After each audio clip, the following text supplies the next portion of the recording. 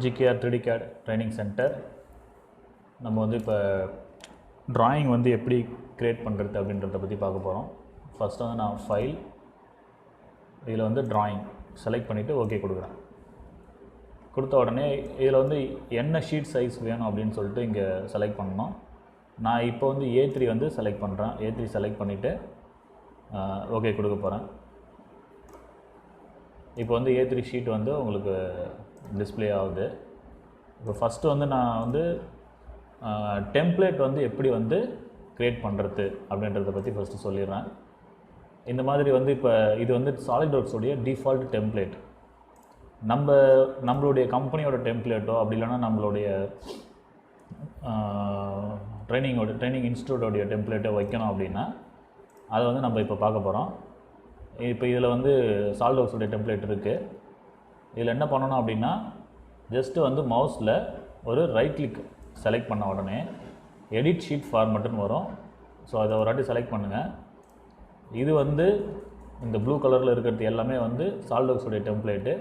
நம்மளுக்கு இப்போ இந்த டெம்ப்ளேட் தேவையில்லை. நான் இதை செலக்ட் பண்ணிவிட்டு டெலீட் பண்ணிடுறேன். நம்மளுடைய டெம்ப்ளேட் வந்து ஆல்ரெடி வந்து நான் வந்து சேவ் பண்ணி வச்சுருக்கேன். எப்பயுமே வந்து டெம்ப்ளேட் வந்து நம்ம எல்லாமே AutoCADல தான் வந்து நம்ம வந்து போட்டு வைப்போம். நீங்கள் SolidWorksல பண்ணீங்க அப்படின்னா உங்களுக்கு வந்து கொஞ்சம் லேட் ஆகும். நீங்கள் வந்து AutoCADல ஆல்ரெடி நான் இப்போ போட்டு வச்சுருக்கேன். அதை வந்து நான் இப்போ எப்படி கொண்டு வரது உள்ள அப்படின்றத பற்றி சொல்ல போகிறேன். அதுக்கு வந்து நான் ஃபஸ்ட்டு வந்து ஓப்பன், இப்போ நான் டெஸ்க்டாப்பில் வச்சுருக்கேன். ஸோ டெஸ்க்டாப்பில் போயிட்டு டெம்ப்ளேட் அப்படின்னு இருக்குது. ஸோ அதை வந்து ஓப்பன் பண்ணிக்கிறேன். அதை ஓப்பன் பண்ண உடனே நெக்ஸ்ட், அதாவது இந்த இடத்துல எல்லாமே இருக்கும், டிஃபால்ட்டாக இருக்கும்.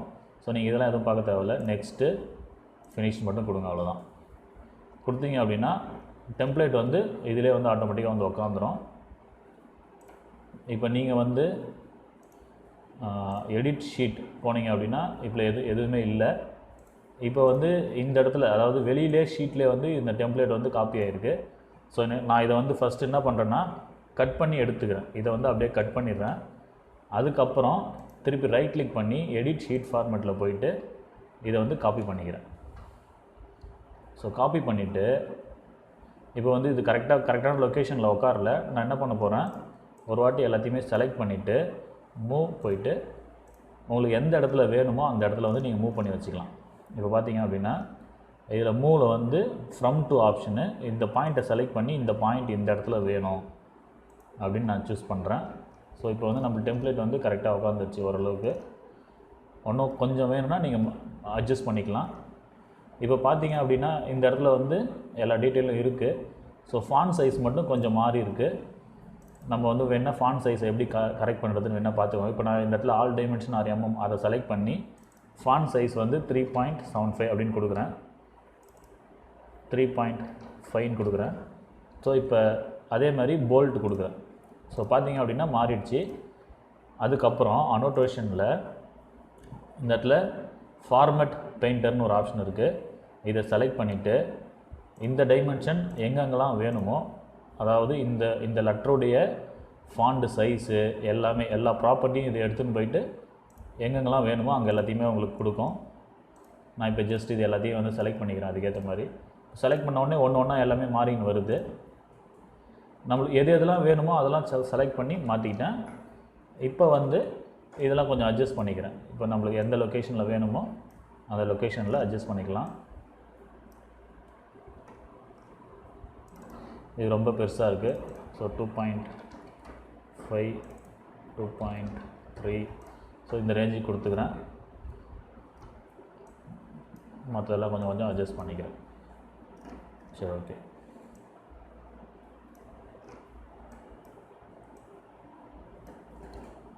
இப்போ இது வந்து ஃபஸ்ட் ஆங்கிள் ப்ரொஜெக்ஷனில் இருக்குது. ஸோ இந்த மாதிரி சிம்பிள் வந்து இருந்துச்சுன்னா இது வந்து ஃபஸ்ட் ஆங்கிள் ப்ரொஜெக்ஷன். நீங்கள் எந்த ஆங்கிள் ஆஃப் ப்ரொஜெக்ஷன் வேணுமோ அந்த ஆங்கிள் ப்ரொஜெக்ஷன் வச்சுக்கலாம். சரி, ஓகே. இப்போ நான் இதில் எல்லாத்தையும் முடிச்சிட்டேன் ஓரளவுக்கு. இதில் வந்து GTNT சிம்பிள் எல்லாம் வந்து உள்ளே எடுத்துன்னு வந்திருக்கேன்.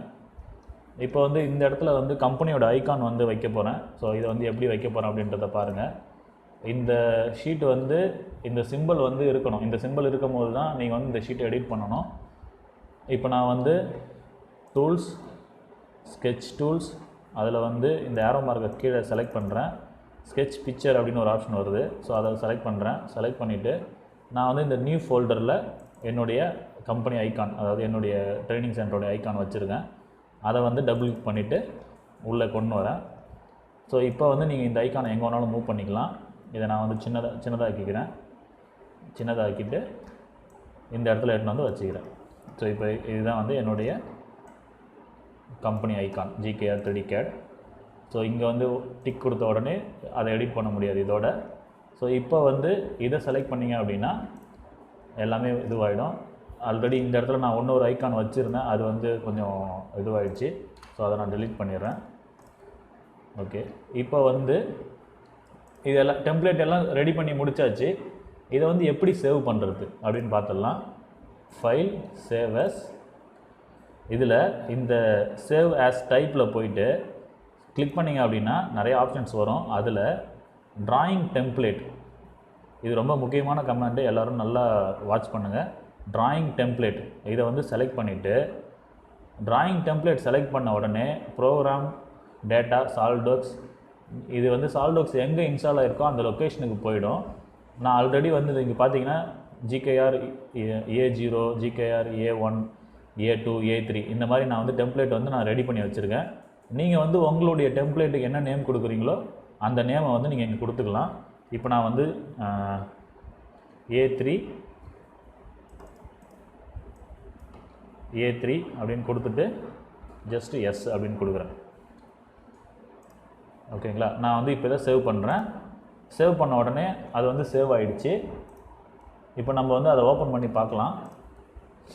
கொஞ்சம் டைம் எடுக்கும். ஓகே, இதுவாகிடுச்சு. இப்போ நான் போயிட்டு என்ன பண்ண போகிறேன் அப்படின்னா நியூ ஃபைல் ஓப்பன் பண்ண போகிறேன். நியூ ஃபைலில் அட்வான்ஸ், இந்த இடத்துல வந்து அட்வான்ஸ்னு இருக்கும். ஸோ அதை கிளிக் பண்ண உடனே இந்த இடத்துல ட்ராயிங் இருக்கும், இந்த இடத்துல டெம்ப்ளேட்னு இருக்கும். அந்த டெம்ப்ளேட்டில் பார்த்தீங்க அப்படின்னா இப்போ நீங்கள் என்ன க்ரியேட் பண்ணிங்கன்னா அது வந்து இருக்கும் ஆக்சுவலாக. சரி, இப்போ நீங்கள் க்ரியேட் பண்ணது வந்து ஆக்சுவலாக இல்லை. இது இப்போ பார்த்தீங்கன்னா இப்போ நான் இந்த இடத்துல எல்லாமே வந்து க்ரியேட் பண்ணி வச்சுருக்கேன். அதில் வந்து எடுக்கலாம். நம்ம இப்போ திருப்பி ஒன்னொரு வாட்டி சேவ் பண்ணிட்டு வந்துடலாம். ஃபைல், சேவ் அஸ், டெம்ப்ளேட்,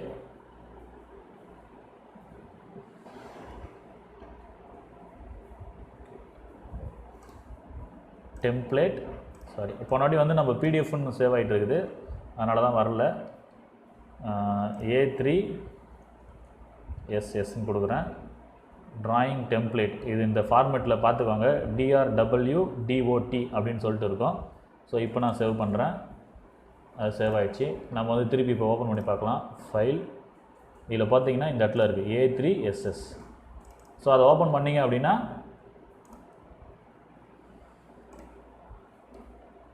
இதை கேன்சல் பண்ணுறேங்க வந்த உடனே.